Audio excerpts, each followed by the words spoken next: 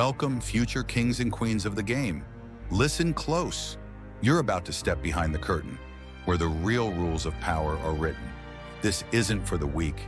This isn't for the naive. This is for those ready to take what's theirs.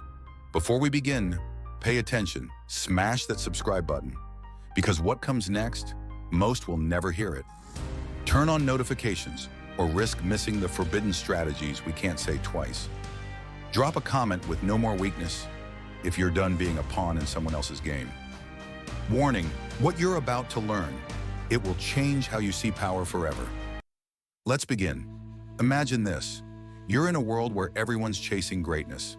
Some do it with grit, honor, and relentless effort. Others cheat, deceive, and destroy anything in their path. And yet, who ends up on top? Who really wins? It's not the kind, not the honest, not the noble. It's the ruthless, the ones who don't flinch, the ones who take without asking. Why does the world reward those without conscience? History doesn't whisper the answer, it shouts it. Emperors, tyrants, billionaires, conquerors. The most unapologetic rise, not by accident, not by glitch, it's by design. This is the system, and to understand why, we have to dive deep into the mind of Friedrich Nietzsche, because he uncovered a truth most people are too afraid to face. Power doesn't go to the righteous, it goes to the relentless. We're taught a fairy tale, that success rewards hard work, kindness, and integrity.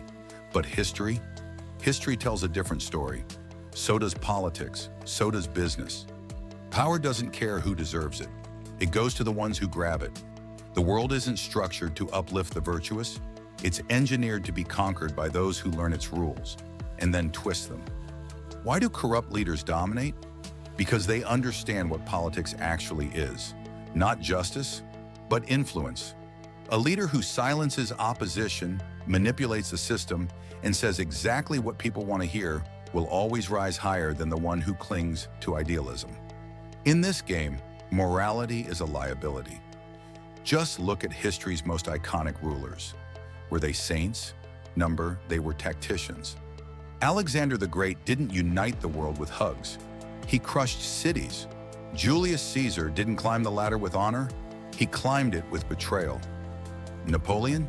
He didn't follow the rules. He made new ones. Power doesn't ask for permission.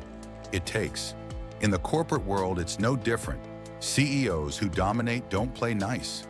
Business is war, not charity. A leader who chooses fairness over speed, loyalty over efficiency, or ethics over expansion gets wiped out by the competitor who doesn't flinch at tough calls. Want proof? Look at the giants who thrive. They cut costs, kill competition, and expand ruthlessly. Kindness doesn't scale, dominance does. And the most powerful, they're often the darkest. Why? Because success requires strategy, and strategy rarely leaves room for sentiment.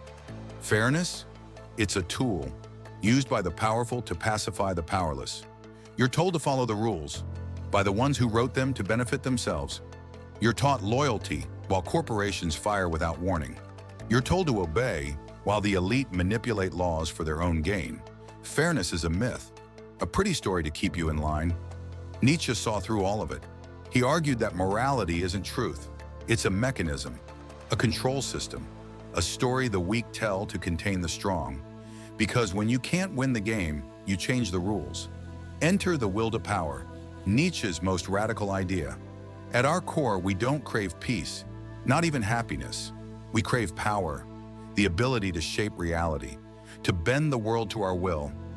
It's not about violence, it's about influence, creativity, command, vision.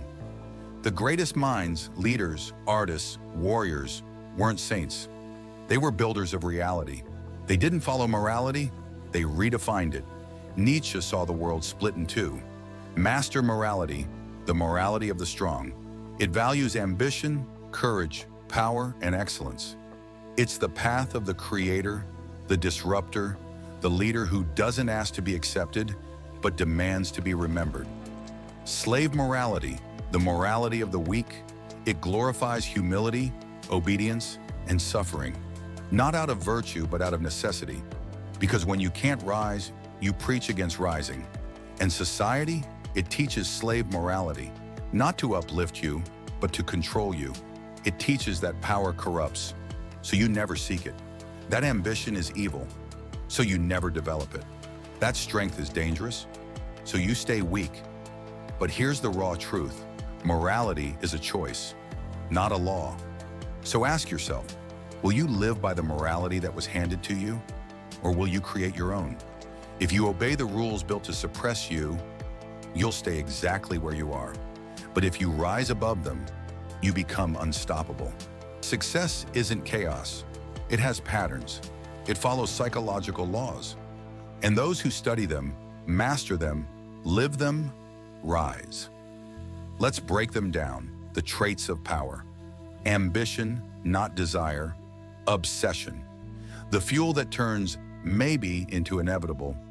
The hunger that never stops. Decisiveness, inaction kills more dreams than failure ever could. The powerful make decisions fast. They don't wait for the right time. They make it right. Fearlessness, fear is the signal. If it scares you, it's worth doing. The powerful use fear as a compass, not a wall. Strategic ruthlessness. Power doesn't respect rules. It respects results. The strong don't act cruelly. They act effectively. They know when to break the game to win it. But here's the catch. Power is a fire. If you don't control it, it burns you alive. Even the greatest fall, Caesar was stabbed by those closest to him. His ambition made him a god and a target. Napoleon's hunger for power outgrew his strategy. He flew too high and crashed harder than anyone. And in the business world, titans like Blockbuster and Kodak fell, not because they weren't powerful, but because they stopped evolving. Power punishes stagnation. The key isn't just rising, it's staying. So how? Reject naive morality. Use the rules when they serve you. Break them when they don't. Embrace strength. Develop the mindset. Radiate it. People follow power, not kindness. Stay strategic. Know when to strike and when to ally. Lasting empires are built with both hands. Adapt always. Rigidity is death. Flexibility is survival. The strongest are the most adaptable. Power without control leads to collapse. Morality without strength leads to slavery. But the fusion of both? That's where true greatness lives. So now you face the final question. Will you be a pawn in someone else's game? Will you be a brute who rises and falls just as fast? Or will you walk the third path? Power with purpose, ruthlessness with wisdom, strength with control. The world doesn't reward the kindest, it rewards the boldest. Power isn't evil, it's a tool. And in the right hands, it can reshape the world. So tell me this, will you master power or will it master you?